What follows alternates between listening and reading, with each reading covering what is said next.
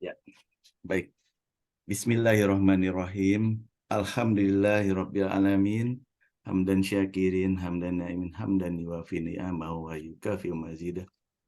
Innal hamdalillah nahdahu wa nasta'inu wa nastaghfiru wa na'udzu billahi min syururi anfusina wa min sayyiati a'malina may yahdihillahu fala mudhillalah wa may yudlilhu fala hadiyalah.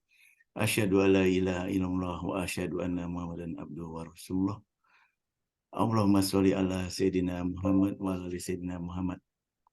Pertama-tama saya hendak mengucapkan terima kasih banyak kepada Ustadz Dr. Kiai Haji Ali Nurdin, MA, yang sudah bisa menyempatkan waktunya untuk berbagi ilmu pada malam hari ini.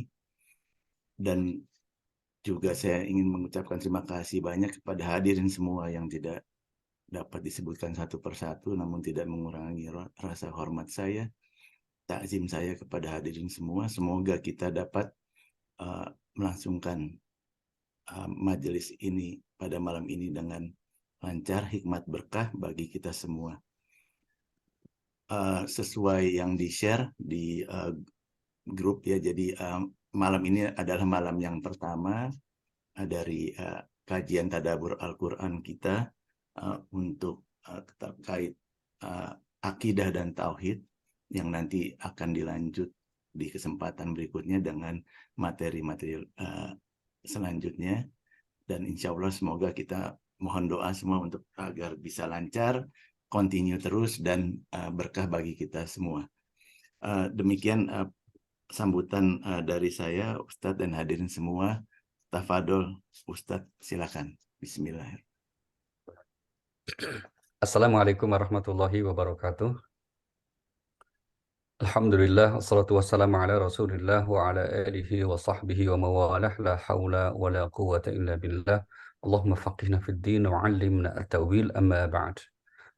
Bapak Ibu sekalian, rahimakumullah, untuk lebih berkahnya kaji kita malam ini, mari kita mengawali dengan bersama-sama membaca basmalah. Bismillahirrahmanirrahim. Baik, tema kita malam ini adalah tentang akidah dan tauhid, ya.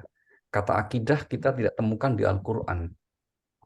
Ya, ini akar kata yang berasal dari kata aqdun, yang bermakna dasar ikatan begitu ya. Tapi ini masyhur kata ini dalam perjalanan waktu karena ada seorang ulama yang menulis kitab Al-Aqidah At-Tahawiyah.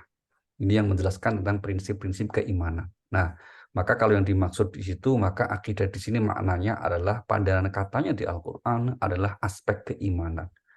Seperti kita ketahui bahwa Al-Quran menggambarkan bahwa kita beragama itu seperti satu pohon yang baik.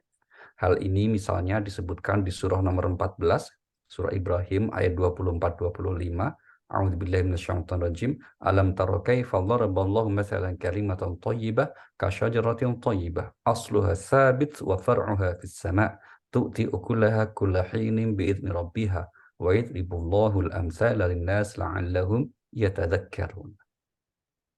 Pak Edwin, monggo bisa dibantu. Ya, baik, artinya tidakkah kamu memperhatikan bagaimana Allah telah membuat perumpamaan kalimat yang baik seperti pohon yang baik, akarnya kuat dan cabangnya menjulang ke langit. Pohon itu menghasilkan buahnya pada setiap waktu dengan seizin Tuhannya. Dan Allah membuat perumpamaan itu untuk manusia agar mereka selalu ingat. Iya, pohon yang baik, akarnya kuat, ini perumpamaan untuk keimanan yang mantap. Pohon itu menjulang tinggi, itu berarti syariatnya yang istiqomah. Maka kita sering disebut dengan istilah akidah syariah. Nah, pohon itu berbuah, itu berarti menggambarkan perilaku sosialnya yang baik atau akhlaknya yang mulia. Maka gambaran seorang muslim yang baik adalah akidahnya yang mantap, syariahnya yang istiqomah dikerjakan, dan akhlaknya yang mulia. Inilah yang kemudian kita sebut bahwa akidah itu sebagai satu bentuk keyakinan yang ada di dalam. Karena ada di dalam hati setiap pemeluknya, keimanan itu, maka pada akhirnya yang akan mengetahui secara pasti seseorang itu apakah imannya mantap atau tidak, itu hanyalah Allah Subhanahu wa Ta'ala. Itulah mengapa di Al-Quran Allah menyatakan biarlah nanti Allah yang pada akhirnya akan menilai kita, khususnya pada aspek keimanan kita masing-masing. Ini yang Allah tegaskan di surah nomor 34, surah Saba ayat yang ke-26. Di mana Allah berfirman, A'udzubillahi minasyaitonirrajim, Qul yajma'u bainana rabbuna summa yaftahu bainana bil haqq wa huwal fattahul alim. Katakanlah, Tuhan kita akan mengumpulkan kita semua, kemudian Dia memberi keputusan antara kita dengan benar. Dan Dia yang Maha Pemberi keputusan, Maha Mengetahui. Iya, inilah yang kemudian kenapa kita harus masing-masing saling menghormati atas aspek keimanan kita. Karena apa? Karena pada akhirnya yang akan menilai keimanan seseorang hanyalah Allah Subhanahu wa Ta'ala dan kelak nanti di akhirat. Kemudian yang kedua, bahwa urgensi dari akidah atau keimanan ini menjadi sangat penting karena apa? Itu penentu nilai seseorang kelak di akhirat. Ya, penentu nilai seseorang kelak nanti di akhirat itu adalah keimanannya atau akidahnya. Misalnya Allah berfirman, dan ini sering disebut di Al-Quran berulang ya, di dalam surah Al-Asr, wal asri innal insana lafi khusr illa alladhina amanu wa amilus solihat wa tawasaw bil haqq wa tawasaw bis sabr. Khususnya pada ayat yang mengatakan kecuali, ini saya kira kita sudah tahu mafhum semuanya, terjemahnya, orang-orang yang beriman, orang-orang yang beramal soleh, orang-orang yang saling berpesan dalam kebaikan dan juga kesabaran. Yang menarik di sini iman disebut yang pertama. Nah, artinya apa? Artinya itu yang asas dasarnya. Sehingga kalau ada orang yang beramal soleh tapi tidak dilandasi dengan keimanan, maka Allah akan sempurnakan pahalanya di dunia. Akan sempurnakan balasannya di dunia. Saya ulangi, kalau ada orang yang beramal soleh, namun dia tidak dilandasi keimanan yang benar, tidak dilandasi dengan niat yang ikhlas, yang ditopang oleh keimanan, maka sepenuhnya balasannya akan diberikan di dunia. Sedangkan di akhirat, tentu karena sesuai dengan aturan yang telah ditetapkan oleh Allah, mereka tidak akan mendapatkan balasan itu. Itulah mengapa Al-Quran menegaskan bagi orang-orang yang ingkar akan adanya pertemuan dengan Allah, akan adanya hari akhirat, akan adanya balasan dari Allah, maka semua amalnya sempurna di dunia dan di akhirat mereka tidak akan mendapatkan bagian apapun.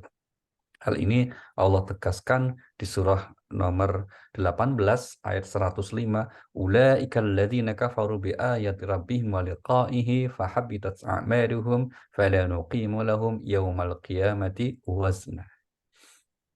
Mereka itu adalah orang yang mengingkari ayat-ayat Tuhan mereka dan tidak percaya terhadap pertemuan dengannya.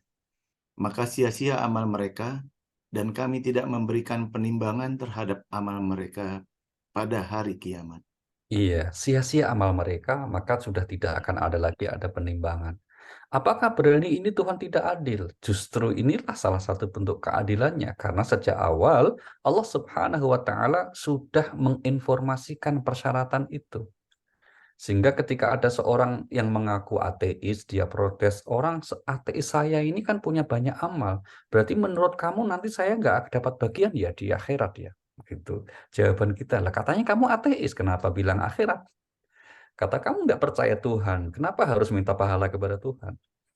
Kan logikanya sederhana saja. Sehingga kemudian kalau persyaratan untuk mendapat ridhonya kelak di akhirat, ya tentu wajar kalau Allah mengatakan kalau kalian beriman. Sama kita ilustrasikan saja Bapak sekalian, kalau ada seorang tua bicara kepada anaknya, kalau kamu mengakui bahwa aku ini bapakmu, nanti kamu dapat warisan. Kalau enggak ya enggak dapat. Kan wajar saja. Kalau Allah mengatakan kalau kamu percaya bahwa aku ini Tuhanmu, bahwa kau percaya ada hari akhirat yang telah kuatur, maka kamu akan dapat bagian. Kalau enggak ya enggak. Kan wajar sebetulnya. Masuk akal saja gitu buat kita yang sederhana sekali begitu ya. Sehingga oleh ayat yang lain amal-amal mereka itu kemudian oleh Allah digambarkan seperti fata morgana, diduga ada tapi di akhirat kelak tidak ada. Inilah arti penting dari keimanan itu. Kita lihat di surah nomor 25 Al-Furqan pada ayat yang ke-23, wa qadimna ila ma 'amilu min 'amalin faj'alnahu haba'an mansura. Dan kami akan perlihatkan segala amal yang mereka kerjakan, lalu kami akan jadikan amal itu bagaikan debu yang berterbangan. Iya, kamu jadikan amal itu bagaikan debu yang berterbangan. Artinya apa? Artinya kemudian tidak lagi ada wujudnya yang mereka terima. Sekali lagi, ini bicara keimanan, berarti kita bicara prerogatif Allah Subhanahu wa Ta'ala. Kalau demikian halnya, kalau Allah menyampaikan demikian, kita yakin. Tapi ini bukan wilayah kita untuk kemudian memastikan seseorang itu. Misalnya kalau ada orang yang tidak percaya atau mungkin orang non-Muslim yang keimanannya jelas tidak memenuhi syarat seperti yang diajarkan oleh Al-Quran dan As-Sunnah, maka amalnya di akhirat juga tidak ada balasan. Itu adalah domainnya Allah Subhanahu wa Ta'ala. Jangan lupa Allah memiliki dua sifat, yu'adzibu mayyasha wa yaghfiru liman yasha. Allah itu mengadab siapa yang kehendaki, tapi juga mengampuni siapa yang dia kehendaki. Nah, artinya apa? Ketika seseorang menurut pandangan penglihatan lahiriah kita, misalnya kelak nanti kalau perbuatan seperti itu akan diadab, tapi biarlah Allah yang kemudian atau memutuskan itu, bukan manusia untuk menilainya. Kita lihat ayat yang lain. Hal yang senada ditegaskan oleh Allah di surah 14, surah Ibrahim ayat yang ke-18, وَالَّذِينَ كَفَرُوا أَعْمَالَهُمْ كَسَرَابٍ بِقِيعَةٍ يَحْسَبُهُ الظَّمْآنُ مَاءً. Surah Ibrahim ayat yang ke-18. Perumpamaan orang yang ingkar kepada Tuhannya, perbuatan mereka seperti abu yang ditiup oleh angin keras pada suatu hari yang berangin kencang. Mereka tidak kuasa mendatangkan manfaat sama sekali dari apa yang telah mereka usahakan di dunia. Yang Iya. demikian itu adalah kesesatan yang jauh. Iya, inilah arti penting ya tentang seseorang ketika berbuat baik itu dilandasi dengan keimanan yang benar, keimanan yang sahih. Karena hanya dengan iman itulah yang akan menjadi penentu nilai seseorang tersebut kelak nanti di akhirat. Itulah mengapa ketika kita sudah dianugerahi oleh Allah dengan keimanan ini, berarti sebenarnya kita telah diberikan sesuatu yang paling berharga, sesuatu yang paling baik dibandingkan dengan apapun.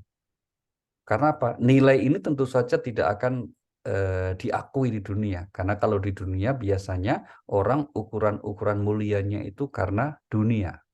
Ya, kita ulangi. Kalau orang di dunia ini memiliki standar tersendiri. Standarnya kalau orang di dunia itu apa? Ya karena dunia. Tapi itulah mengapa ketika Allah misalnya menegaskan bahwa ketika di akhirat yang tolok ukur utama kemuliaan seseorang adalah keimanannya. Maka kalau ada orang ketika hidup di dunia tidak memiliki sama sekali keimanan, sudah ada yang memberitahukan arti penting iman, ada yang mengajak untuk beriman, tapi dia menolaknya. Maka di akhirat dia akan menyesal dan ingin berusaha untuk mencoba menebus imannya. Maka Allah tidak akan menerima tebusan sebanyak apapun itu. Kita lihat firman-Nya di surah nomor 3, surah Ali Imran, ayat yang ke-91. Innal ladzina kafaru wa matu wa hum kuffarun falan yuqbala min ahadihim mil'ul ardi dhahaban walau iftada bih ulaika lahum adzabun alim wa ma lahum min nasirin. Sungguh orang-orang yang kafir dan mati dalam kekafiran tidak akan diterima tebusan dari seseorang di antara mereka sekalipun berupa emas sepenuh bumi, sekiranya dia hendak menebus diri dengannya. Mereka itulah orang-orang yang mendapat azab yang pedih dan tidak memperoleh penolong. Jadi orang yang tidak punya iman, kelak di akhirat tentu saja tidak akan bisa diterima bergabung bersama orang-orang yang beriman. Ya, maka sekiranya mereka ingin menebus imannya itu dengan harga senilai emas sepenuh bumi tidak akan telah diterima. Artinya apa? Artinya ketika kita dianugerahi oleh Allah nikmat iman ini, karunia berupa iman ini berarti kita dianugerahi sesuatu yang paling berharga. Bahkan seandainya ingin ditukar dengan emas penuh bumi, masih lebih mahal harga iman itu. Dan karena faktor inilah seharusnya seseorang mukmin itu bergembira. Maka kalau ada orang yang beriman, ada orang yang mengaku beriman dan dia sudah menjalankan syariatnya dengan baik, tapi kok sepertinya masih belum bahagia hidupnya, mungkin karena faktor kehidupan dunia ini, tentu saja ini yang harus kita beritahukan bahwa kita sudah diberi anugerah yang paling berharga di kehidupan ini. Dan dalam satu ayat dinyebutkan bahwa nilainya itu lebih berharga dari apapun yang dikumpulkan manusia di dunia ini. Gembira kita itu hendaknya karena faktor itu. Mari kita lihat surah firman Allah di surah nomor 10, surah Yunus pada ayat yang ke-58. Qul bifadlillahi wa birahmatihi fabidzalika falyafrahu wa khairum mimma yajma'un. Katakanlah Muhammad, dengan karunia Allah dan rahmatnya, hendaklah dengan itu mereka bergembira, itu lebih baik daripada apa yang mereka kumpulkan. Iya. Jadi gembira kita sebagai orang beriman, Bapak Ibu, itu bukan karena faktor dunia. Tapi apa? Karena kita ditakdir oleh Allah diberi anugerah karunia berupa keimanan ini. Itulah mengapa salah satu cara untuk membedakan sebetulnya kita ini makhluk dunia atau makhluk akhirat. Atau orang yang hubud dunia atau hubul akhirat. Mencintai dunia berlebihan atau cinta akhirat itu gampang saja.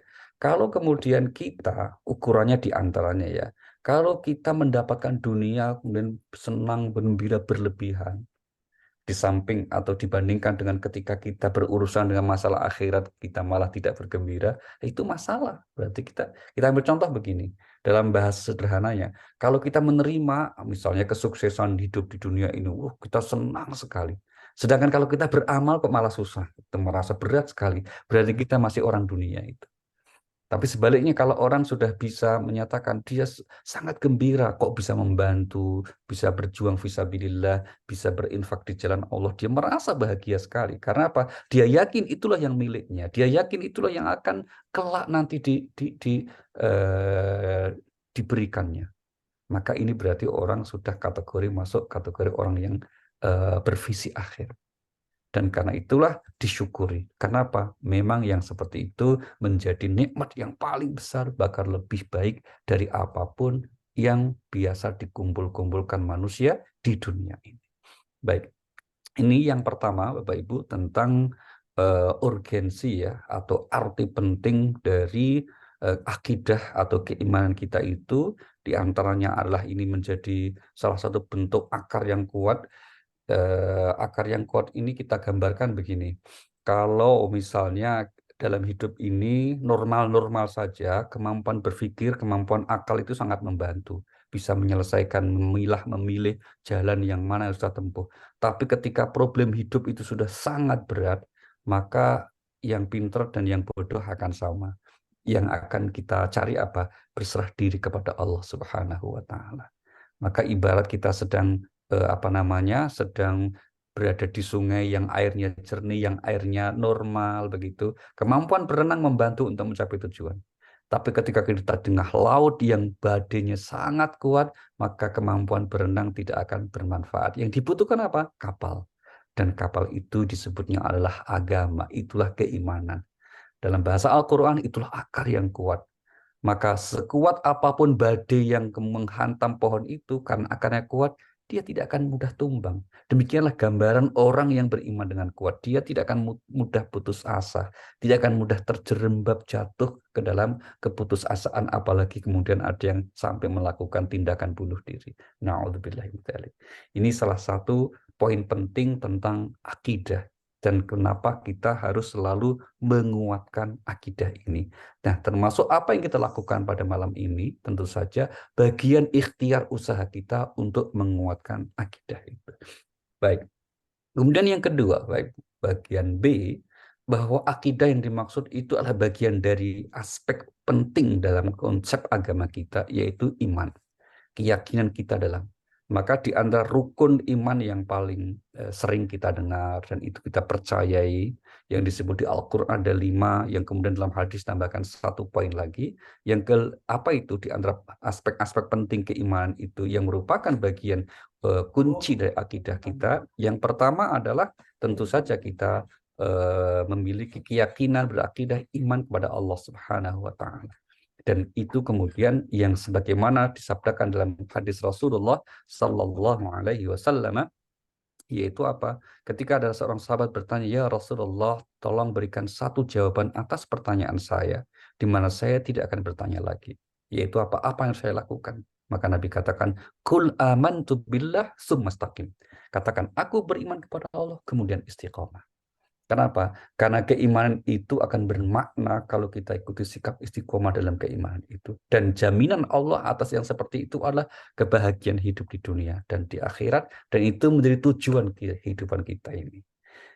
Allah berfirman di surah 46, surah Al-Ahqaf pada ayat yang ke-13-14. A'udzubillahi minasyaitonir rajim. Innal ladzina qalu rabbunallah tsumma istaqamu fala khaufun 'alaihim wa la hum yahzanun. Sesungguhnya orang-orang yang berkata, Tuhan kami adalah Allah, kemudian mereka tetap istiqomah, tidak ada rasa khawatir pada mereka, dan mereka tidak pula bersedih hati. Iya. Mereka itulah ayat 14-nya. Mereka itulah para penghuni surga, kekal di dalamnya, sebagai balasan atas apa yang telah mereka kerjakan. Iya, jadi orang yang punya keimanan yang mantap kepada Allah, kemudian dia istiqomah, jaminan Allah bahwa tidak akan ada kekhawatiran dan kesedihan. Tidak khawatir menyangkut masa depan yang belum terjadi, karena rasa khawatir tidak akan mengubah masa depan. Juga tidak akan sedih atas masa lalu yang telah lewat. Karena apa? Kesedihan juga tidak akan mengubah masa lalu. Yang ada apa? Dia istiqomah, dia konsisten. Kalau yang dikhawatirkan itu misalnya masalah hari tua, itu bukan sesuatu yang perlu dikhawatirkan karena setiap orang pasti akan tua pada akhir. Kalau yang dikhawatirkan masalah rezeki, Allah menjamin wa ma min dabatin fil ardi illa 'alallahi rizquha. Tidak ada satupun makhluk melata kecuali dijamin rezekinya oleh Allah Subhanahu wa taala. Kalau yang dikhawatirkan itu apa? Keluarga kita, anak keturunan kita. Allah menyatakan apa? Itu bukan milikmu, karena itu adalah nahnu narzuqukum wa iyyahum. Kami yang memberi rezeki kepadamu dan juga kepada mereka. Dan seterusnya. Artinya apa? Memang bagi orang yang sudah mantap istiqomah keimanannya kepada Allah, ya, maka tidak akan ada kekhawatiran dan juga kesedihan. Disinilah pentingnya dalam setiap hari kita mengikrarkan diri dalam sholat kita, iyyaka na'budu wa iyyaka nasta'in. Hanya kepada Engkau ya Allah kami menyembah, dan hanya kepadamu kami mohon pertolongan. Ini keimanan asas yang pertama, dan inilah yang akidah yang paling penting sehingga kemudian selalu disebut nomor satu. Dalam konteks apapun selalu disebut pada poin yang awal. Kemudian yang kedua yang tidak kalah pentingnya, Allah mengajarkan agar kita percaya bahwa Allah itu memiliki makhluk yang selalu setia untuk kemudian melaksanakan perintahnya dan tidak pernah melaksanakan satupun pelanggaran. Makhluk itu apa namanya? Adalah malaikat. Maka di antara kewajiban iman kita, akidah kita, kita percaya Allah menciptakan makhluk, yaitu malaikat. Makhluk yang selalu taat, tidak akan pernah melakukan pelanggaran apapun. Kenapa? Karena memang tidak diberi naluri untuk melanggar. Kita lihat firman Allah misalnya di surah An-Nahl, surah yang ke-16, pada ayatnya yang ke-49-50, walillahi ma fis samawati wa ma fil ard. Dan seterusnya, ya khawfuna rabbahum wa yaf'aluna ma yu'maru. Dan segala apa yang ada di langit dan di bumi hanya bersujud kepada Allah, yaitu semua makhluk bergerak, bernyawa, dan juga para malaikat, dan mereka, malaikat, tidak menyombongkan diri. Mereka takut kepada Tuhan yang berkuasa di atas mereka dan melaksanakan apa yang diperintahkan kepada mereka. Iya, mereka tidak akan pernah menolak atau mengingkari perintah Tuhan dan melaksanakan semua yang diperintahkan. Dan kita wajib mengimani, dan begitu banyak ayat yang menceritakan tentang bagaimana malaikat ini berinteraksi juga dengan manusia. Bahkan ada malaikat yang menyerupai manusia. Dan itulah kenapa, karena semua ayat dan hadis yang menginformasikan tentang malaikat ketika menyerupai manusia, umumnya tergambar itu dengan sosok laki-laki. Itulah seringkali kita membayangkan bahwa malaikat itu jenis kelaminnya laki-laki. Padahal malaikat itu tidak memiliki jenis kelamin. Nah, ini yang saya kira seringkali harus kita koreksi gitu ya. Jangankan malaikat, banyak yang salah paham, bahkan Allah pun terbayang kita sosoknya adalah laki-laki, seperti seorang raja di raja yang jenis kelaminnya laki-laki. Itu tidak. Allah, para malaikat, kemudian makhluk surga, dan seterusnya itu tidak berjenis kelamin. Nah, terus bagaimana? Ya sudah, begitu kita imani. Nah, kemudian yang ketiga, aspek terpenting dari akidah kita, kita percaya sebagai bukti kasih sayang Allah kepada makhluknya, bukti kasih sayang Allah kepada hambanya, kepada manusia khususnya, adalah Allah menurunkan kitab suci sebagai petunjuk hidup. Maka di antara akidah keimanan terpenting bagi kita adalah kita percaya bahwa Al-Quran itu adalah dari Allah Subhanahu wa Ta'ala. Bukan hanya Al-Quran, kitab-kitab suci sebelumnya juga demikian. Inilah salah satu ciri orang yang bertakwa seperti yang disebut di surah Al-Baqarah, surah yang kedua, ayat yang keempat, وَالَّذِينَ يُؤْمِنُونَ بِمَا أُنزِلَ إِلَيْكَ وَمَا أُنزِلَ مِنْ قَبْلِكَ وَبِالْآخِرَةِ هُمْ يُوقِنُونَ. Dan mereka yang beriman kepada Al-Quran yang diturunkan kepadamu Muhammad dan kitab-kitab yang telah diturunkan sebelum engkau, dan mereka yakin akan adanya akhirat. Iya, mereka yang beriman kepada Al-Quran dan juga kepada kitab suci sebelum Al-Quran, kita wajib beriman, Bapak Ibu. Maka bagaimana keimanan kita kepada kitab-kitab suci sebelum Al-Quran? Ya kita yakin bahwa Allah pernah menurunkan kitab suci tersebut. Itu makna iman kita. Nah, apakah kemudian berarti kitab yang sekarang diduga kuat ada, yaitu Taurat dan Injil misalnya, yang pernah Allah turunkan, kita harus percaya bahwa itu adalah kitab suci juga? Nah, ketika sampai pada pertanyaan itu, maka kemudian kita merujuk kepada Al-Quran, bahwa Al-Quran adalah Al-Yawma akmaltu lakum dinakum. Al-Quran sudah sempurna. Ya, sehingga kita meyakini apa yang Allah turunkan dalam Taurat, apa yang Allah turunkan dalam Injil, semuanya pokok inti ajarannya ada dalam Al-Quran Karim. Maka keimanan dengan melaksanakan petunjuk kitab suci khusus yang ada di Al-Quran. Sedang keimanan kita kepada kitab suci sebelum maknanya adalah kita yakini Allah pernah menurunkan kitab-kitab tersebut. Namun untuk kemudian mengamalkan isi kitab itu, kita kembali kepada Al-Quranul Karim. Maka kalau isi apa yang dalam kitab suci sebelumnya memang sesuai dengan Al-Quranul Karim, ya kita amalkan juga, nggak ada masalah. Tapi kalau itu kemudian bertentangan dengan Al-Quran, atau itu khusus bagi umat terdahulu, ya tidak perlu kita amalkan. Kita ambil contoh misalnya Bapak Ibu. Syariat zaman Nabi Musa yang berlaku atas Bani Israel, misalnya apa? Ketika mereka berbuat dosa besar, mereka itu harus bunuh diri untuk tobatnya.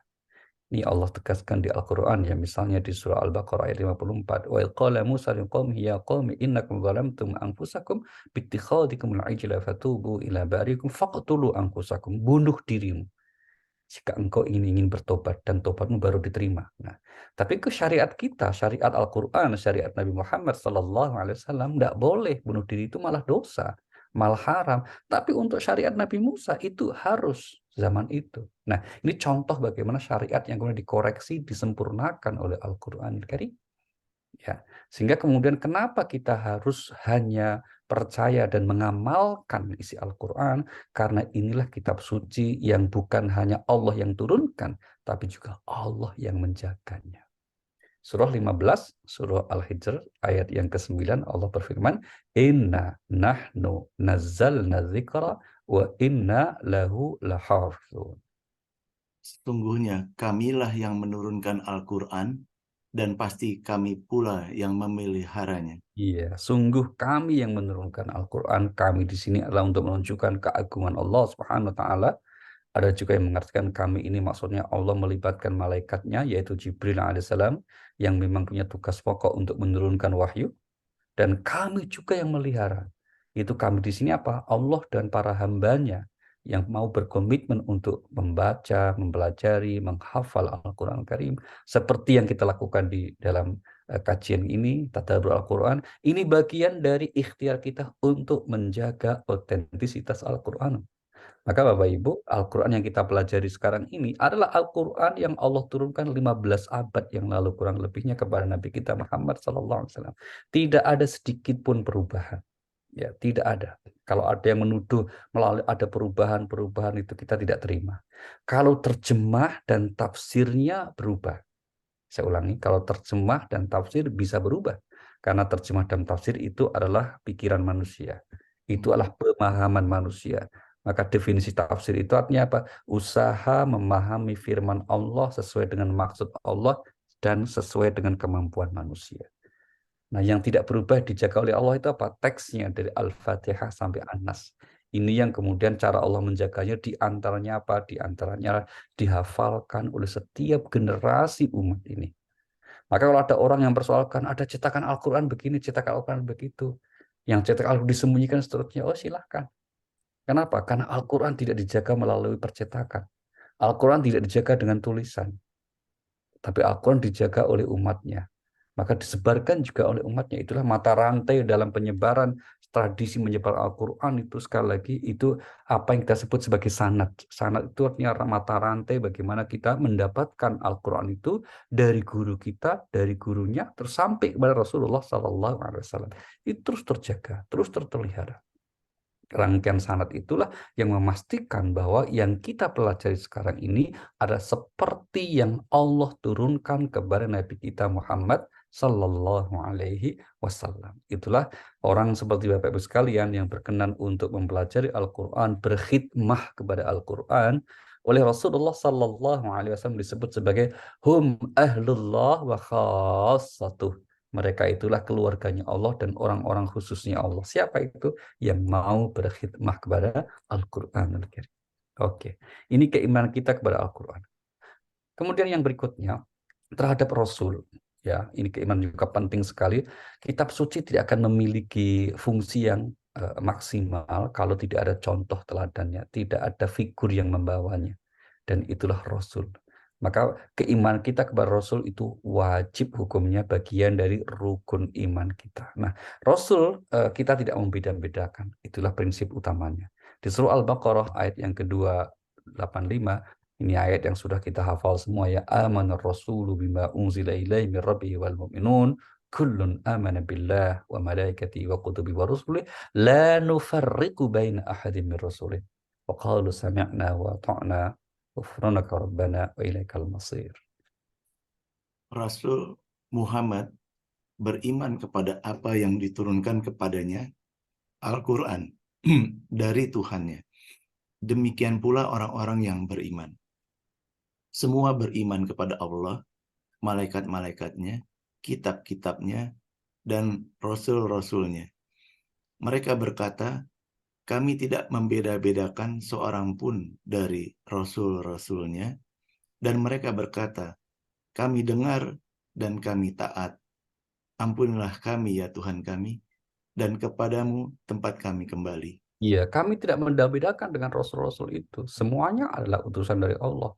Maka bagi kita, Bapak Ibu, sebagai seorang Muslim, semua rasul itu adalah utusan Allah. Kita yakini kemaksuman mereka. Kita yakini bahwa mereka adalah terjaga dari kesalahan. Bahwa di antara rasul itu memiliki kelebihan masing-masing. Iya, Allah sudah tegaskan juga di Al-Quran. Tilka rusulu faddalna ba'dahum ala ba'd. Minhum man kallama Allah wa rafa'a minhum darajat. Ada yang diajak bicara dengan Allah, ada yang diajak kemudian menjadi kekasih Allah. Dan di antara sekian rasul yang kemudian menjadi Sayyidul Mursalin, yaitu pimpinan para rasul, adalah Nabi kita Muhammad Sallallahu Alaihi Wasallam. Maka kita beruntung sekali menjadi bagian dari umat Nabi yang terakhir, Nabi yang menjadi pimpinan Sayyid semua para rasul, dan itulah berarti umat inilah juga oleh Al-Quran disebut sebagai umat yang terbaik. Kuntum khaira ummatin ukhrijat linnas. Kalian adalah umat yang terbaik yang dilahirkan oleh manusia atau untuk manusia. Kita bersyukur atas hal itu semuanya.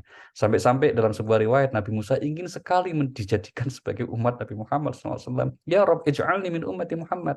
Ya Allah, tolong jadikan aku sebagai umat Nabi Muhammad. Kenapa? Karena melihat kelebihan yang luar biasa itu. Apa jawaban Allah? Qala ya Musa, inni istafaituka 'alan nasi bi risalati wa bi kalami. Fakhudh ma ataituka wa kun minasy syakirin. Wahai Musa, Kamu sudah saya pilih menjadi orang terbaik di zamanmu. Saya beri Taurat, maka pegang itu baik-baik. Dan jadilah orang yang bersyukur. Itu jawaban Allah atas keinginan Musa untuk menjadi umat Nabi Muhammad SAW. Intinya apa? Tidak dikabulkan oleh Allah. Dan kita tidak usah berdoa, kita nggak usah ikhtiar, lahir cenger jadi umat Nabi Muhammad, kita bersyukur. Alhamdulillah. Karena itu anugerah yang luar biasa dari Allah Subhanahu wa Ta'ala. Kemudian berikutnya aspek akidah yang juga tidak kalah pentingnya, dan ini jadi pilar penting Bapak Ibu, karena dalam Al-Quran, dalam hadis Nabi, keimanan yang kelima ini yaitu kepada hari akhir itu sering dijadikan tolak ukur ya. Maka banyak sekali hadis menyebut maka yu'minu billahi wal yaumil akhir. Billah wal yaumil akhir, billah wal yaumil akhir, kepada Allah dan hari akhir, Allah dan hari akhir. Karena apa? Ini pilar sekali, penting sekali. Nah, untuk apa Allah ciptakan hari akhir? Di antaranya Allah untuk apa? Untuk nanti kita akan menerima balasan atas apa yang kita lakukan selama di dunia ini. Kita ambil contoh misalnya firman Allah di surah 20, surah Toha ayat yang ke-15, Inna sa'ata atiyatun akadu ukhfiha litujza kullu nafsin bima tas'a. Sungguh hari kiamat itu akan datang, aku merahasiakan waktunya, agar setiap orang dibalas sesuai dengan apa yang telah dia usahakan. Iya, dua poin penting di ayat ini bahwa kiamat pasti tiba. Tidak ada yang lebih pasti daripada kiamat ini. Maka itu tidak ada keraguan bagi kita semuanya, bagi orang yang beriman ya kiamat itu pasti tiba. Tapi waktunya kapan Allah bilang dirahasiakan. Bahkan Rasulullah Shallallahu Alaihi Wasallam dalam hadis yang cukup panjang, ini hadis masyhur yang kemudian menjadi penegasan adanya rukun Islam, rukun iman, bukan iman Islam ihsan begitu ya. Ketika Rasulullah ditanya oleh Jibril tentang kapan mata sa'ah, kapan kiamat itu, Nabi kemudian menjawab bahwa yang ditanya tidak lebih tahu dari yang bertanya. Yang ditanya itu Rasulullah tidak tahu, tidak lebih tahu dari yang bertanya itu Jibril. Artinya apa? Semuanya tidak mengetahui kecuali di sisi Allah Subhanahu wa Ta'ala. Maka kalau ada misalnya ada prediksi dari orang yang mengatakan apakah ahli atau apa, bahwa kiamat akan terjadi tahun sekian, kiamat akan terjadi abad sekian. Dalam akidah kita, kita meyakini kiamat itu waktunya dirahasiakan. Maka Rasulullah SAW tidak suka membicarakan waktu kiamat itu, bahwa tanda-tandanya iya, tapi tepatnya tidak disampaikan. Sehingga kemudian suatu saat ketika ada seorang sahabat bertanya, ya Rasulullah kapan kiamat? Nabi malah balik bertanya, bekalmu apa? Kok kamu nanya-nanya kiamat? Begitu ya. Jadi apa? Yang penting bukan memikirkan kapan kiamat tiba, tapi yang terpenting adalah kita berusaha mengumpulkan bekal untuk menghadapi kiamat itu. Karena kiamat itu pasti akan tiba. Baik, kemudian yang terakhir, yang keenam, yaitu aspek akidah ini, yaitu dalam hadis Rasulullah SAW tadi yang kita sudah sebut, ya ini hadis dari sahabat Umar bin Khattab radhiyallahu an, ini yang cukup panjang dan umumnya ini sangat masyhur. Kalau dalam hadis ini ada di poin yang awal ya, di mana Jibril suatu saat ingin mengajarkan hal ini kepada para sahabat, maka dia datang ke Rasulullah dalam bentuk manusia, kemudian bertanya, ya Muhammad, akhbirni 'anil iman. Ya Muhammad, akhbirni 'anil Islam. Kabarkan kepadaku tentang Islam, kabarkan tentang iman. Nabi kemudian menjelaskan, di antara yang dijelaskan, ditambahkan apa? Kita beriman itu wajib percaya akan adanya takdir Allah Subhanahu wa Ta'ala. Bagaimana Al-Quran bicara ini? Mari kita lihat surah nomor 25 ayat yang kedua. Lahu mulkus samawati wal ard wa lam yattakhid waladam wa lam yakul lahu syarikun fil mulk wa khalaqa kulla syai'in faqaddarahu taqdira. Yang memiliki kerajaan langit dan bumi, tidak mempunyai anak, tidak ada sekutu baginya dalam kekuasaannya, dan dia menciptakan segala sesuatu, lalu menetapkan ukuran-ukurannya dengan tepat. Iya, menetapkan ukuran-ukuran yang dengan tepat itu adalah dalam konteks ayat ini berarti memberikan takdir atas setiap makhluk Tuhan.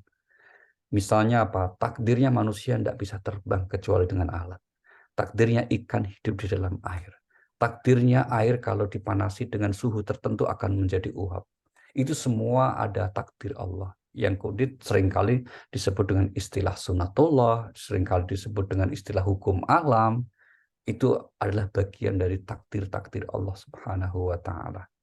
Ya, maka kemudian kalau ada yang bertanya, apakah takdir bisa dirubah? Nah, pertanyaannya, yang sudah terjadi di mana memang kita ditakdirkan Allah nggak bisa milih, ya sudah nggak bisa diubah. Contoh misalnya siapa kedua orang tua kita, sudah terjadi, kita nggak bisa mengubah, ya sudah, terima aja yang ada. Ya, kita lahir dari jenis kelamin apa, sudah terima syukuri saja. Kalau mencoba untuk mengubahnya dengan pilihan selera kita karena nafsu kita, maka haram. Begitu. Nah, bagaimana kalau yang belum terjadi? Nah, itulah kemudian kita merujuk pada firman Allah Subhanahu wa taala di surah 13 ayat 39, yamhullahu ma yasha wa yuthbit wa indahu ummul kitab.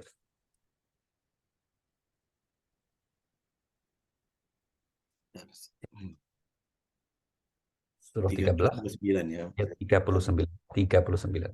Taruh dulu. Orang-orang yang beriman dan beramal soleh, bagi mereka kebahagiaan dan tempat kembali yang baik. Surah 13 ayat 39. Ya, 39. Ya, 39. Allah menghapus dan menetapkan apa yang Dia kehendaki, dan di sisinya terdapat umul kitab, Iya. lauh mahfuz. Maka di Lauh Mahfuz itu bisa ditetapkan, bisa dihapus. Bagi Allah ya terserah Allah, bisa saja. Jadi kira-kira Lauh Mahfuz itu ada pasal perubahan lah. Berubah dengan apa? Salah satunya dengan ikhtiar dan doa-doa kita. Tapi yang pasti apakah bisa dirubah atau tidak berubah itu bagi kita tidak terlalu penting.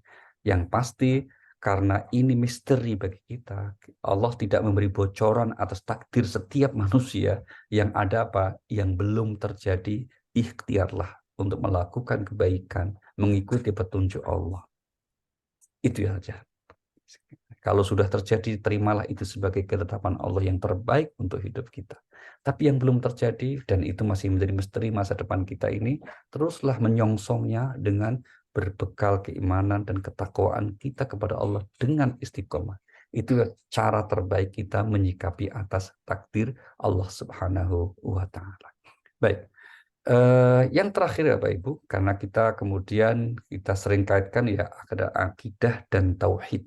Nah, kalau mau kita narasikan dalam satu kalimat, akidah seorang Muslim adalah tauhid. Nah, kira-kira begitu.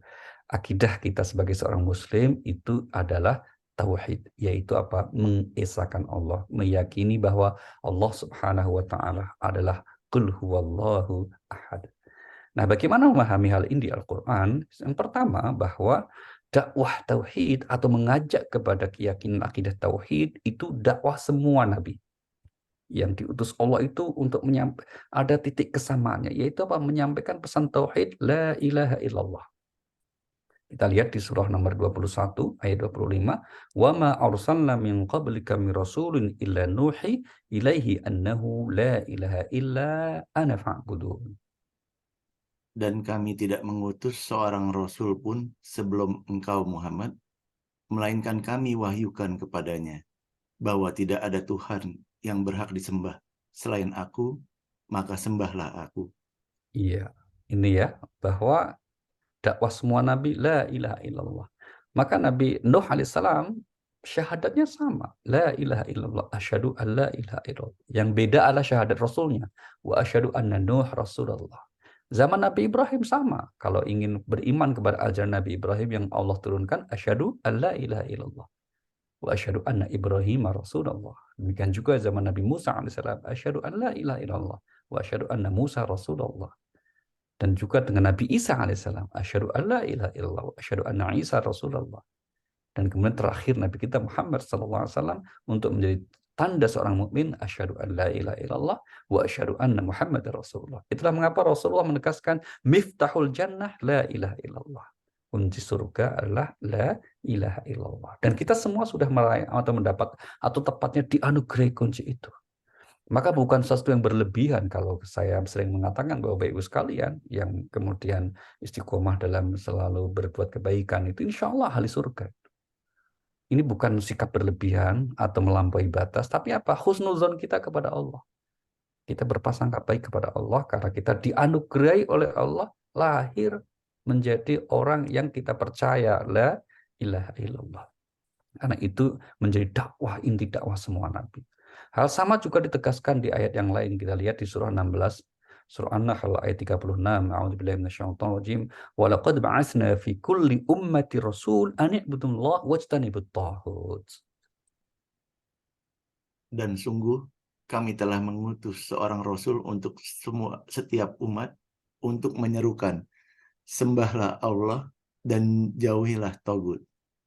Kemudian di antara mereka ada yang diberi petunjuk oleh Allah dan ada pula yang tetap dalam kesesatan. Maka berjalanlah kamu di bumi dan perhatikanlah bagaimana kesudahan orang yang mendustakan rasul-rasul. Sembahlah Allah, jauhi tauhid. Jauhi tauhid itu semua hal yang bertentangan dengan tauhid. Semua hal yang mengarah untuk menodai tauhid. Syirik itu namanya adalah tauhid. Ya, itu tidak masuk mana setiap umat kuutus Rasul untuk menyampaikan hal itu. Maka menjadi penting untuk kita garis bawahi Bapak Ibu, karena prinsip tauhid inilah yang kemudian menjadi pilar utama agama ini dan Allah turunkan ke semua nabi. Maka kalau ditanya Nabi Ibrahim atau nabi-nabi yang dulu itu agamanya apa? Ya Islam. Mereka mengajarkan Islam. Nabi Musa Muslim, Nabi Isa Muslim. Maka Nabi Musa bukan seorang Yahudi, Nabi Isa juga bukan seorang Nasrani. Mereka semua adalah ahlu tauhid, la ilaha illallah. Apa ada buktinya? Mari kita lihat buktinya. Kita lihat di surah nomor 2, Al-Baqarah ayat 132. Wa wassa biha Ibrahim banihi wa Yaqub ya baniya innallaha astafa lakumuddin wa la tamutunna illa wa antum muslimun. Dan Ibrahim mewasiatkan ucapan itu kepada anak-anaknya, demikian pula Yakub. Wahai anak-anakku, sesungguhnya Allah telah memilih agama ini untukmu, maka janganlah kamu mati kecuali dalam keadaan muslim. Demikian juga Nabi Yakub alaihissalam. Ya, Nabi Yakub yang gelarnya adalah Israel. Sehingga anak-anaknya itulah yang menjadi cikal bakal Bani Israel. Karena pertanyaannya, apakah Bani Israel itu menurut Islam dia adalah orang Yahudi? Oh tidak. Ayahandanya yaitu Yakub yang merupakan putra Ishak, putra Ibrahim, berarti cucu Nabi Ibrahim. Seorang Muslim. Mereka harus mengajarkan tauhid kepada anak-anaknya itu. Kita lihat di ayat 133 lanjutannya itu Pak Edwin. Am kuntum syuhada idh hadara Yaqub al-maut idh qala li banihi ma ta'buduna min ba'di qalu na'budu ilahaka wa ilaha abaika Ibrahim wa Ismail wa Ishaq ilaha wahida wa nahnu lahu muslimun. Apakah kamu menjadi saksi saat maut akan menjemput Yakub ketika dia berkata kepada anak-anaknya, apa yang kamu sembah sepeninggalku?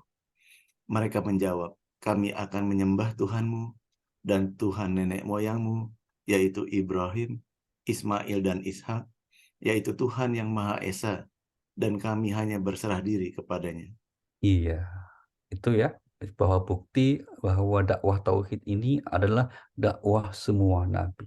Dakwah yang inti dari semua nabi, titik kesamaannya pada prinsip tauhidnya. Syariatnya mungkin berbeda. Kita ambil contoh di zaman Nabi Adam, mereka saling menikah antara adik dan saudara kandung boleh.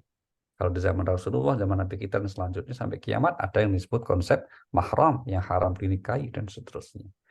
Kemudian tentang bahwa tauhid ini sebenarnya berkeyakinan adanya Tuhan yang Maha Esa, itu fitrah yang Allah tanamkan kepada setiap orang.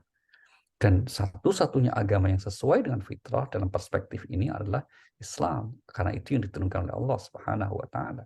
Kita lihat di surah nomor 30, surah Rum ayat 30, fa'aqim wajhaka fid-din hanifa fitratallahi allati fataran nas 'alaiha la tabdila li khalqillah dzalika ad-dinul qayyim walakinna aktsaran nasi la ya'lamun. Maka hadapkanlah wajahmu dengan lurus kepada agama Islam sesuai fitrah Allah, disebabkan Dia telah menciptakan manusia menurut fitrah itu.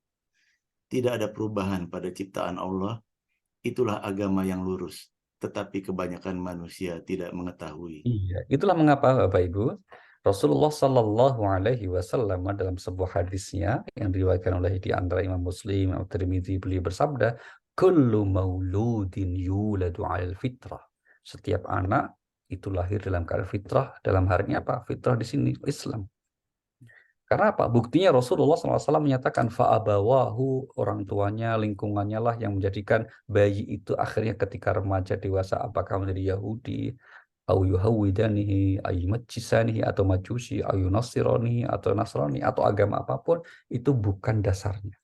Maka dalam akidah kita, kita percaya bahwa kalau ada anak terlahir dari orang tua siapapun, bahkan seandainya terlahir dari hubungan gelap, ya hubungan yang tidak sah menurut agama, itu kita tidak boleh mengatakan anak haram. Anak itu semuanya fitrah.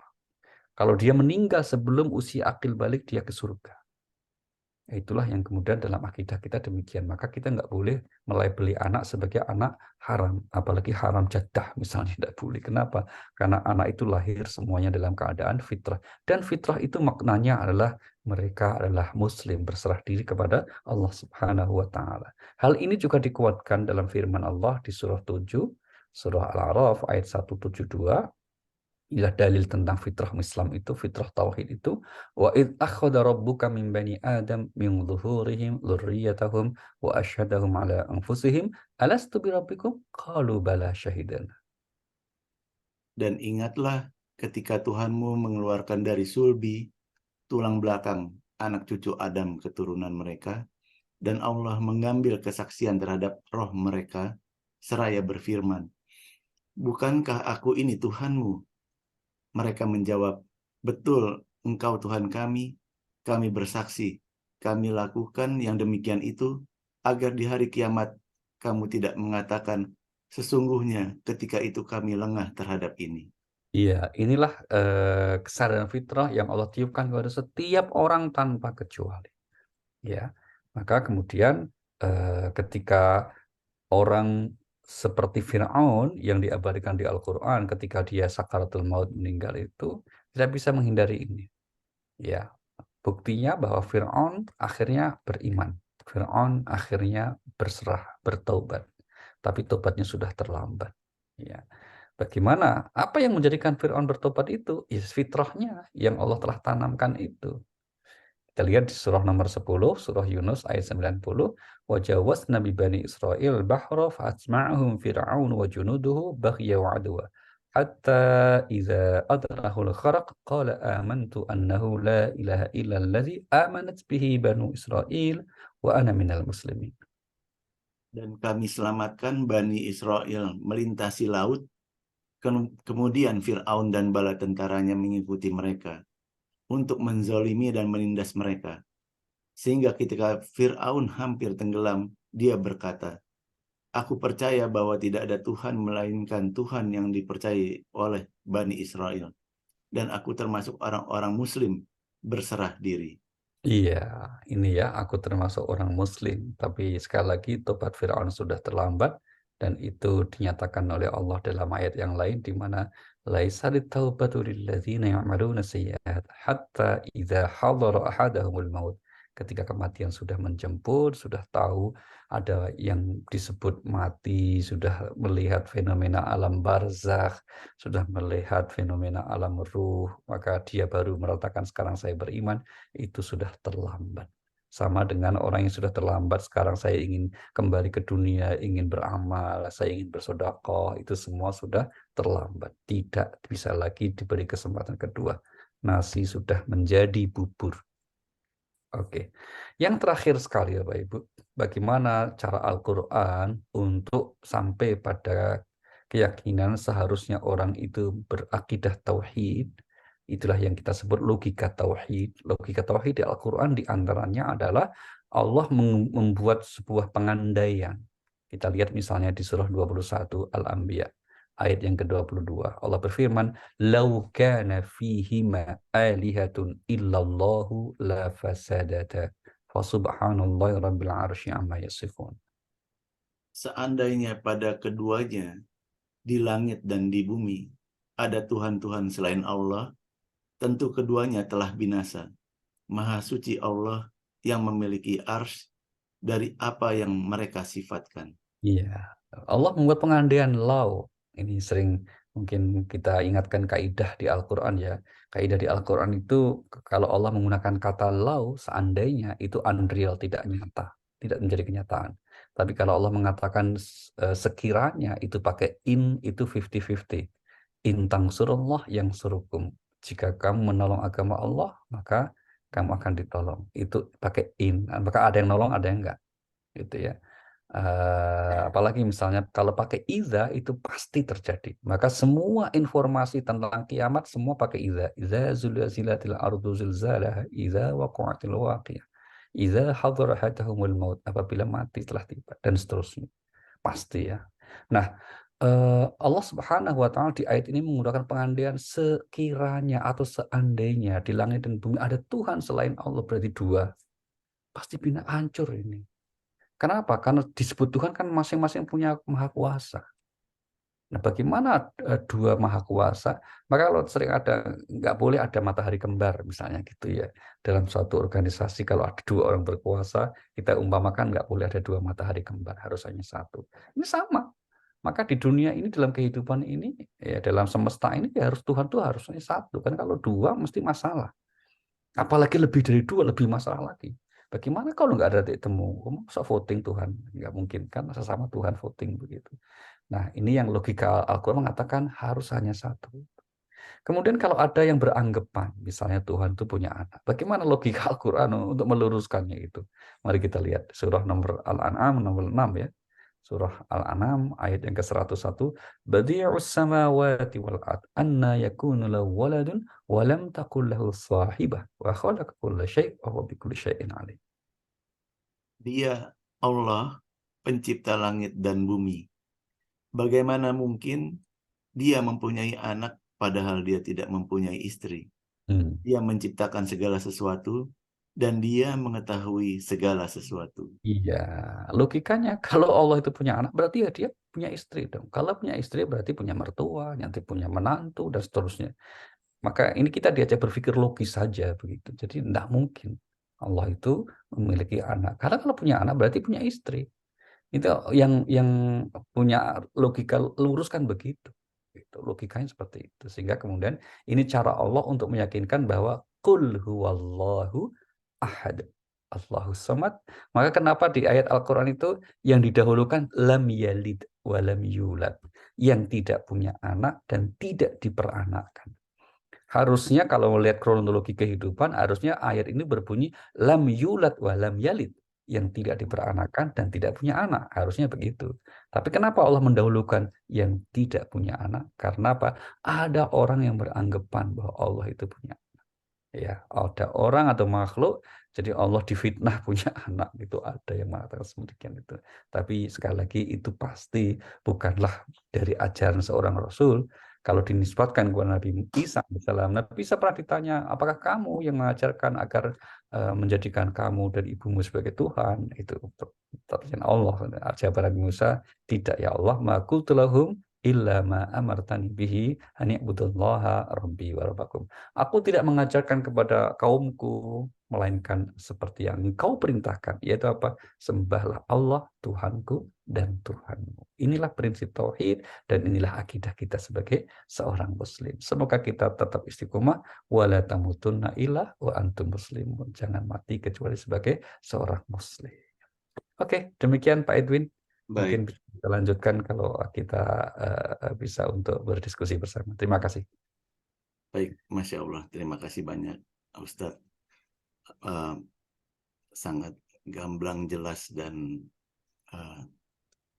terstruktur sekali dari keterkaitan di awal tadi mulai akidah lalu sampai berkaitan tauhid. Mungkin dipersilakan untuk yang ingin bertanya bisa unmute juga ataupun bisa untuk sampaikan di chat ataupun juga silahkan Japri kalau ingin melalui via WA Japri.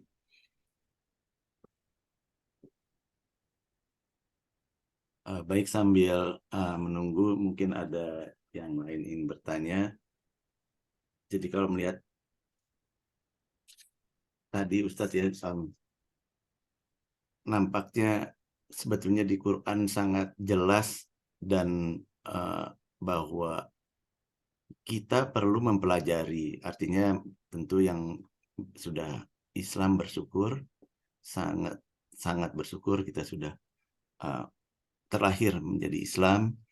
Namun melihat kesempatan yang ada begitu ya. Artinya yang non-Islam pun sebetulnya kalau dia mau mempelajari itu kaidah-kaidah alam, sunatullah, dan lain sebagainya, keilmuan itu akan mengarah dan menuju kepada yang satu gitu ya, sehingga dengan pembuktian itu banyak sekarang itu orang-orang mu'alaf begitu ya Ustadz ya.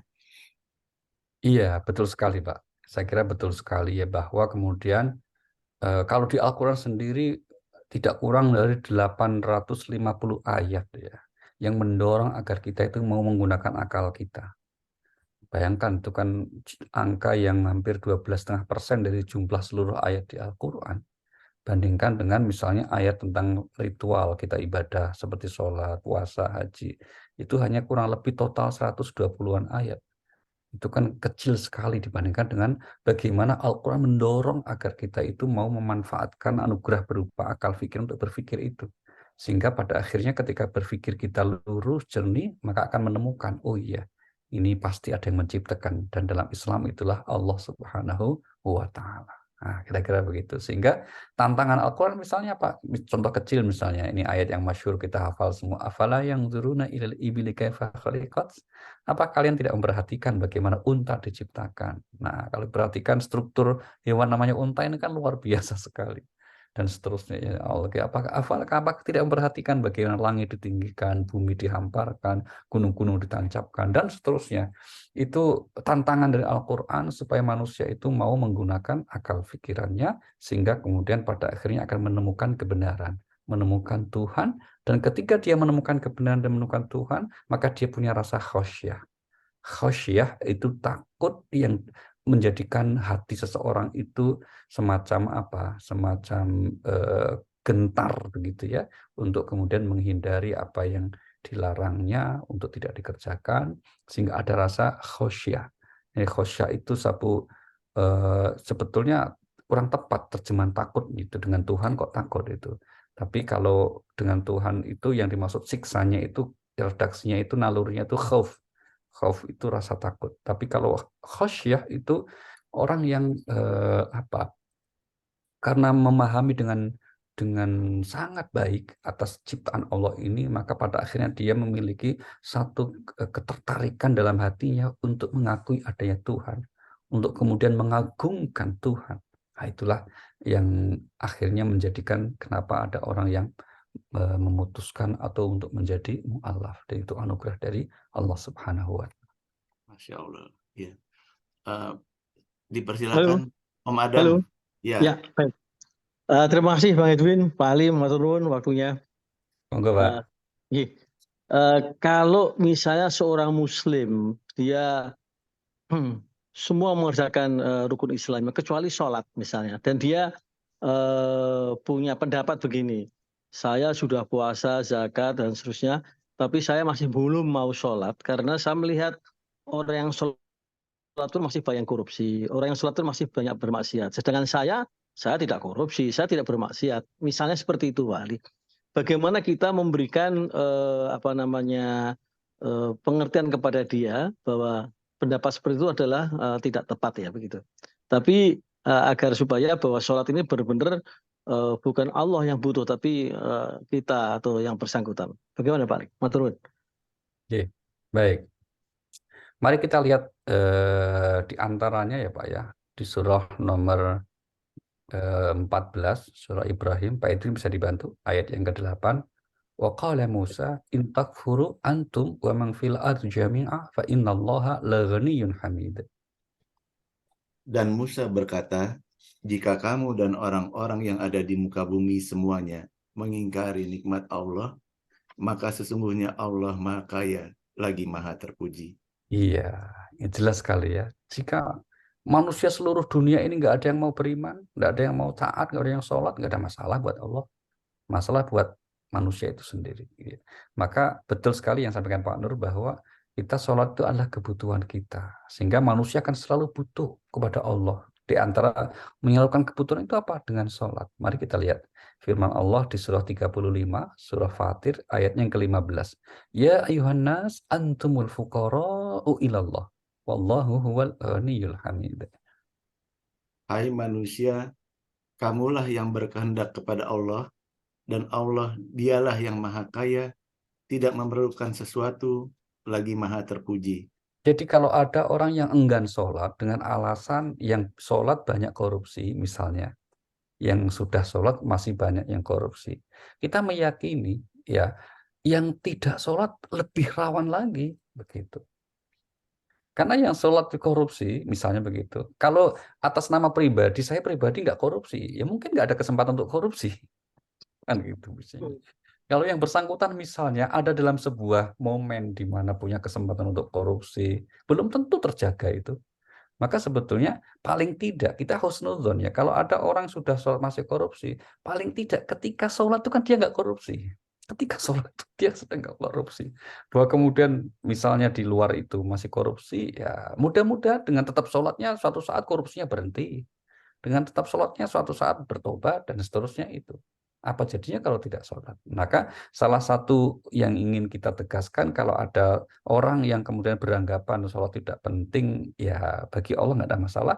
Bagi kita ya hanya menyayangkan saja. Ya sudah, kalau itu menjadi prinsip hidup Anda, nggak ada masalah. Tapi paling tidak nasihat kita apa? Nasihat kita bahwa sholat itu adalah kebutuhan manusia, bukan kebutuhan Allah. Ya. Yang kedua apa? Dengan sholat itu adalah metode, syariat, cara yang Allah sendiri telah tetapkan. Jadi yang nyuruh sholat itu Allah begitu. Kalau Allah yang tetapkan, berarti apa? Ini cara yang tidak tergantikan oleh misalnya apa? Yang penting kan saya ingat misalnya gitu. Enggak, ya tetap sholat itu adalah satu cara jalan yang Allah tetapkan bagaimana cara kita berhubungan dengan Yang Maha Kuasa, dengan Allah Subhanahu wa Ta'ala. Maka kalau ada yang sekaligus seperti itu, ibaratnya seorang dosen, Pak Nur nih ya, seorang dosen nih. Ada seorang dosen yang memberikan tugas pokok. Tugas pertama, kamu harus misalnya nanti datang tepat waktu ya. Tugas kedua ini, tugas ketiga ini. Si mahasiswa ini tidak mengerjakan semua tugas yang dikerjakan, dipilih-pilih kira-kira gitu kan. Dia tidak mengerjakan tugas A dengan alasan yang mengerjakan ternyata juga nggak benar misalnya gitu. Bagaimana sikap seorang dosen? Tentu saja dia akan memberikan nilai yang buruk kepada orang itu. Demikian juga misalnya seorang tua.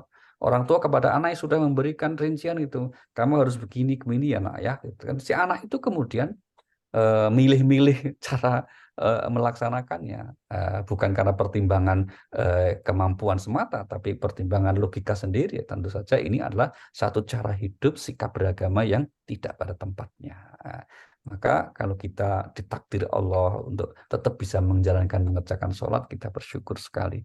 Maka sekali lagi bahwa sholat adalah bagian dari cara Allah agar manusia punya kemampuan untuk terus berhubungan dengan Allah itu adalah dengan syariat yang namanya sholat. Jadi bukan sekedar supaya apa namanya dapat pahala, supaya gugur kewajiban, bukan. Ini adalah satu mekanisme yang Allah tetapkan bagaimana seharusnya manusia menjalin hubungan rohaninya dengan Allah Subhanahu wa Ta'ala, yaitu melalui sholat. Bahwa ada yang sudah sholat tapi belum ideal, itu seharusnya tidak menjadikan seseorang meninggalkan atau menyalahkan sholatnya.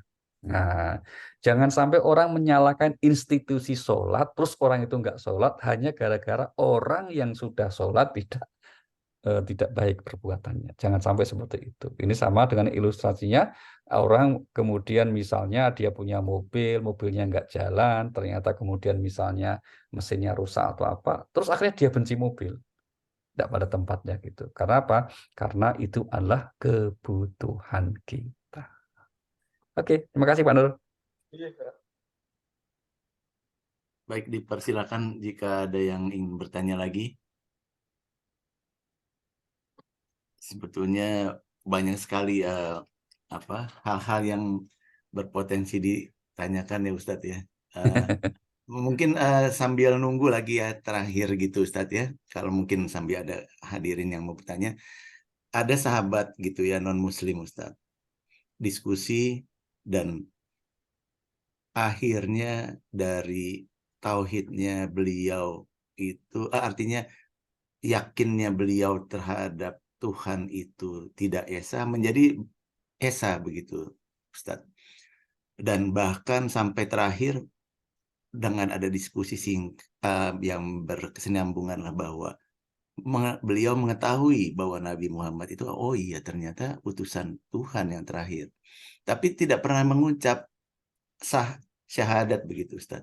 Tapi saya yakin dengan diskusi yang pernah saya dengan beliau, dia mengakui. Tapi konsisten setelah itunya itu tentu tidak dijamin gitu ya, karena misalkan beliau masih ke gereja juga karena situasi dan sebagainya. Itu seperti apa begitu penilaiannya gitu ya? Maksudnya penilaian secara kita manusia Ya, gitu, baik-baik. yang Maha Kuasa. Prinsipnya adalah nahnu nahkumu bil dhawahir. Itu kaidahnya ya Pak ya. Ya. Kita menilai itu dari segi lahiriahnya.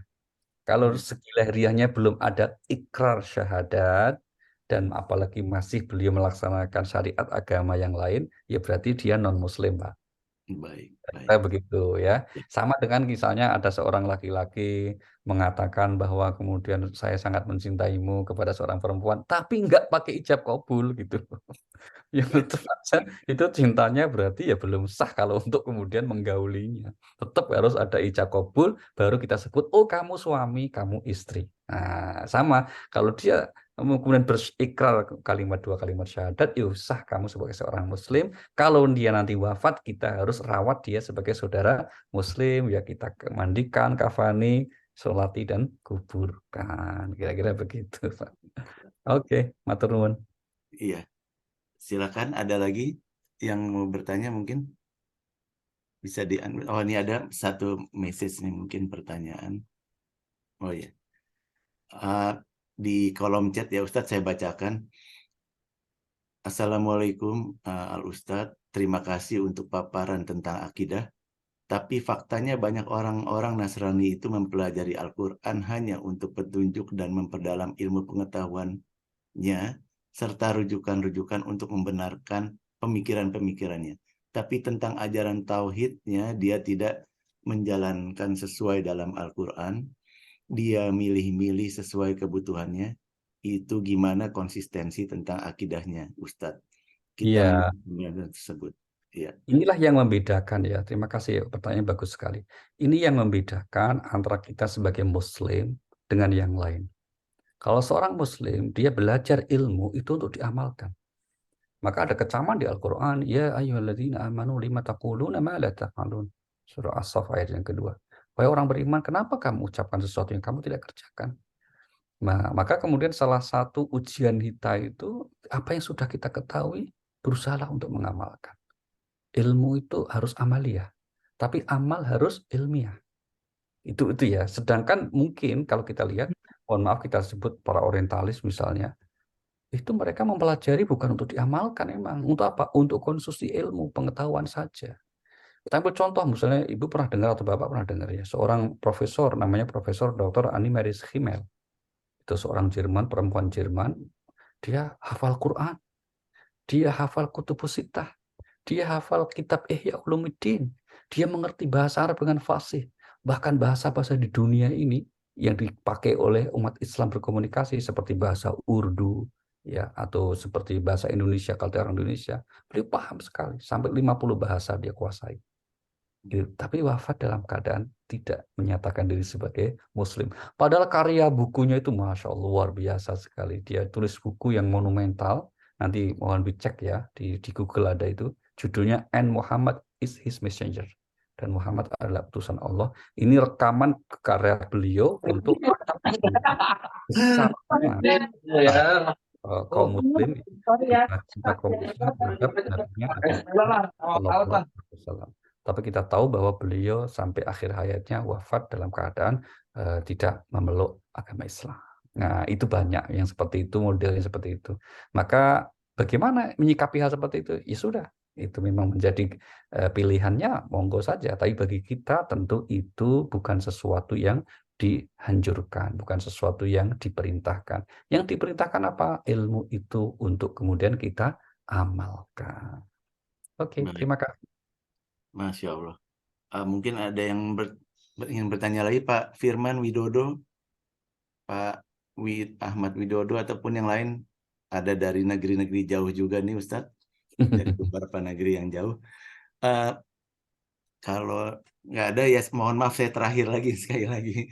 Eh, jadi terkait tadi yang di surat Yunus 90 itu kan bahwa Fir'aun itu kan sudah mengucap ya tauhid dalam kondisi ya sudah sampai ke kerongkongan begitu Ustaz ya. Jadi artinya kan kita juga dalam keadaan orang sakaratul maut itu kan kita talkinkan misalkan ya.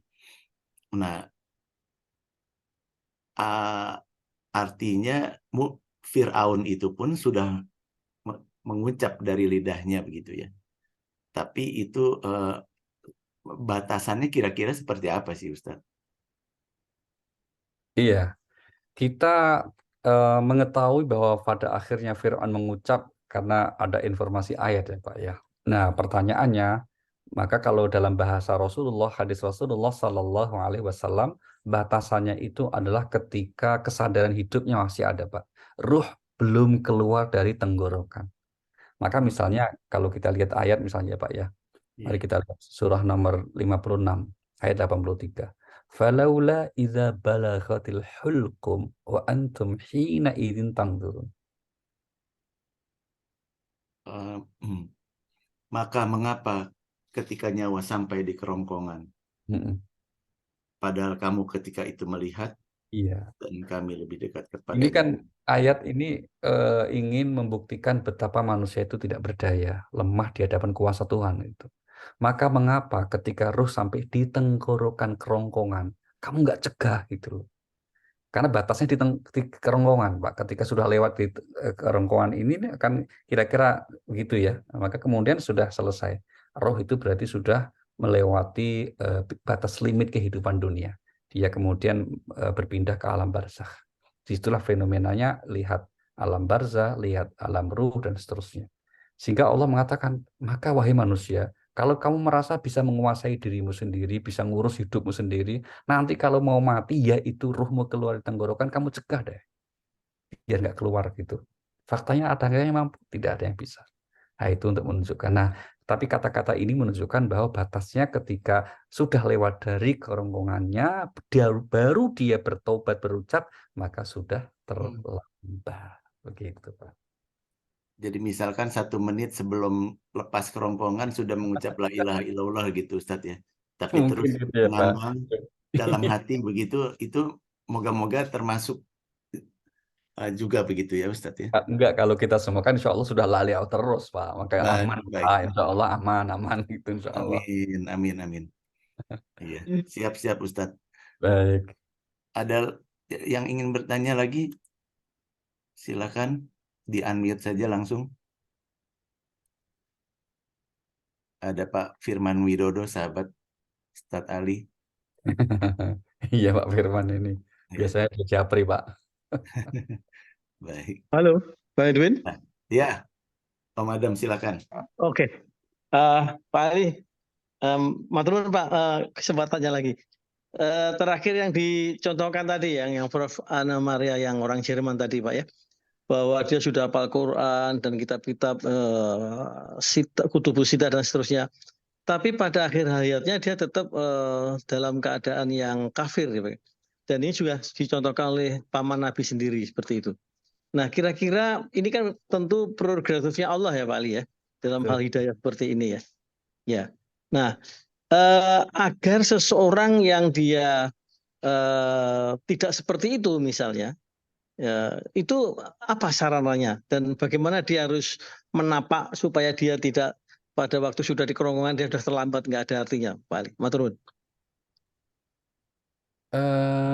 Ya, kata kuncinya memang betul, Pak. Ini adalah prerogatif Allah gitu ya. Dan karena prerogatif Allah, tentu hanya Allah yang maha mengetahui tentang pertimbangannya.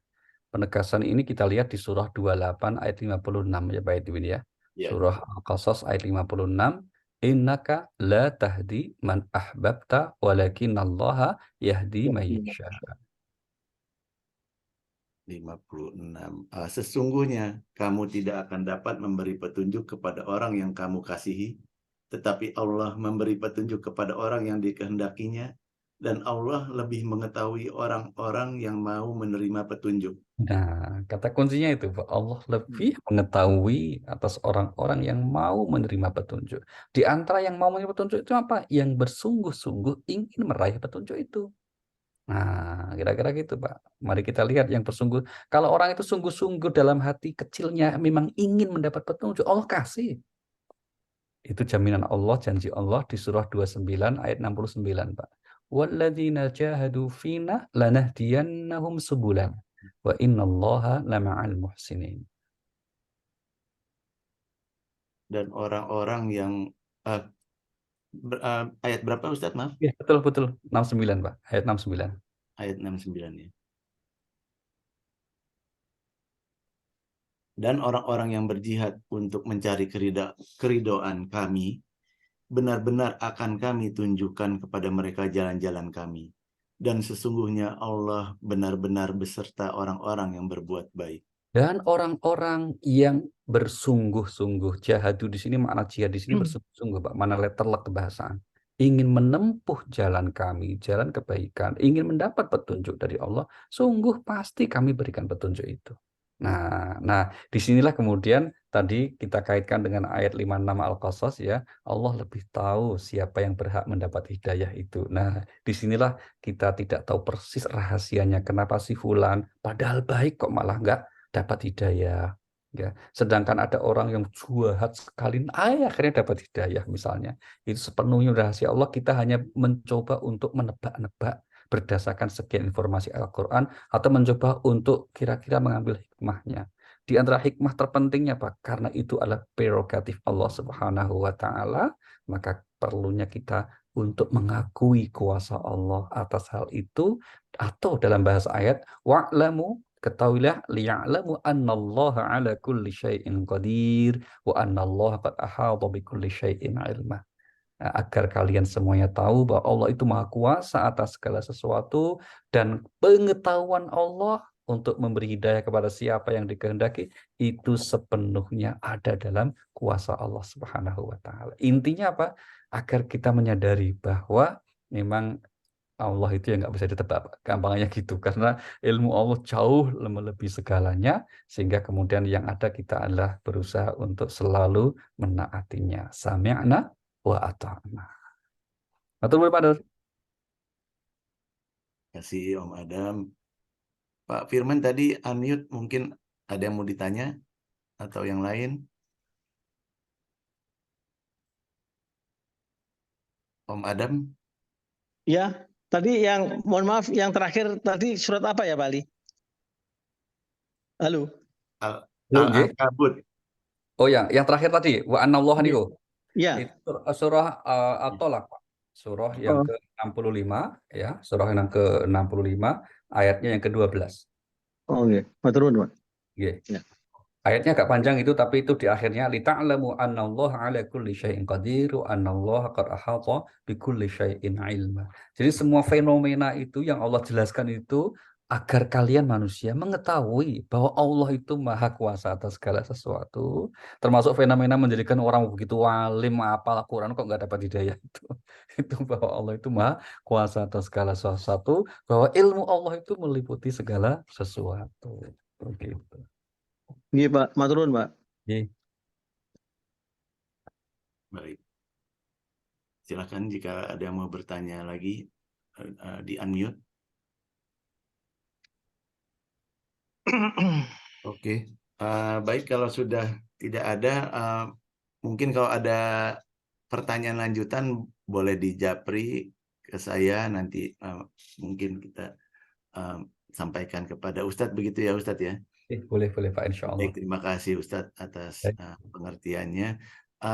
Boleh ditutup dengan doa Ustadz? Baik Bapak Ibu sekalian, mari kita hadirkan niat baik kita semuanya. Kita memohon kepada Allah di majelis yang penuh berkah ini, segala hajat kita insya Allah diperkenankan oleh Allah dengan baca umul kitab. Mungkin ada keluarga kerabat yang sakit, semoga Allah beri kesehatan. Yang sedang punya kesulitan hidup, semoga Allah mudahkan. Yang punya hajat yang baik, semoga Allah kabulkan. Ala hadhihi Fatihah. A'udzubillahi minasyaitonir rajim. Bismillahirrahmanirrahim. Alhamdulillahirabbil alamin. Bismillahirrahmanirrahim. Maliki yaumiddin. Iyyaka na'budu wa iyyaka nasta'in. Ihdinas siratal mustaqim. Shiratal ladzina an'amta 'alaihim ghairil maghdubi 'alaihim waladdallin. Terima kasih dan mohon maaf, mohon izin. Wassalamualaikum warahmatullahi wabarakatuh. Terima kasih banyak Ustaz. Ya, alhamdulillah. Mohon izin. Terima kasih Pak Edwin. Terima kasih banyak. Terima kasih Pak Edwin. Pak Hitno, Terima Terima kasih ya. kasih Pak. Alhamdulillah. Pak Firman, Bu Latifah. Ya, terima kasih Pak. Terima kasih banyak semua. Terima kasih. Ya, Terima kasih Pak Edwin. Terima Ya. kasih udah Assalamualaikum. diundang. Ya, baratnya. Terima kasih. Terima Bang kasih Edwin. ya. Ya, siap. Insya Allah berikutnya Alhamdulillah. kita adakan lagi. Ya, terima kasih. Siap. Terima kasih, Bang Pak Edwin. Firman, matur suwun. Salam dari Dallas. Siap. Terima kasih. Om Alex, makasih. Ya, terima kasih Bang Edwin. Mari.